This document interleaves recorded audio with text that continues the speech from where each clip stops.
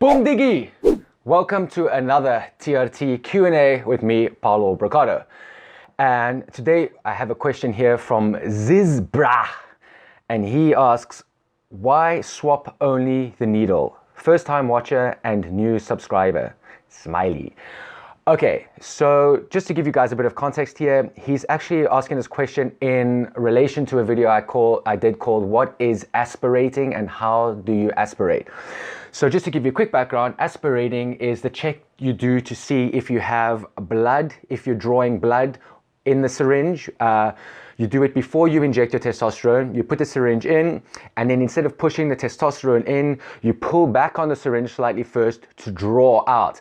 And the test you're doing to see is if you draw blood or not. If you draw air, you're fine and you can inject. If you draw blood, then you have to take the needle out, swap the needle, put a new needle on, and then repeat the process, inject, and test for blood again. So he's asking, why swap only the needle? So let's say you hit blood and you're like, okay, this could be dangerous. This might be a vein or a blood vessel. You don't want to inject there. You pull the needle and the syringe out and you change the needle, put a new one on. Now he's asking why only the needle, because if you did draw blood, technically there may be a bit of blood in the syringe with the testosterone. So he's probably wondering why you don't get rid of that as well.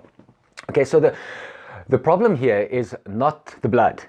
Okay, so that you're not swapping the needle because there might be blood on it or that there's blood in the syringe, right? You're swapping the needle mainly because every time you use the needle, whether you put it into the vial to draw your testosterone or you pierce your skin and you put the needle into your body, every time it makes contact somewhere, it gets blunt or it degrades, right? So the sharpness of the needle kind of gets duller or blunter.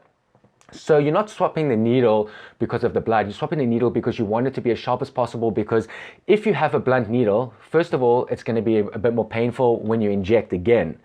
So you've got that situation, but then also the larger the head of the needle, the more scar tissue it's going to leave because it's going to make a bigger hole when it punctures your skin.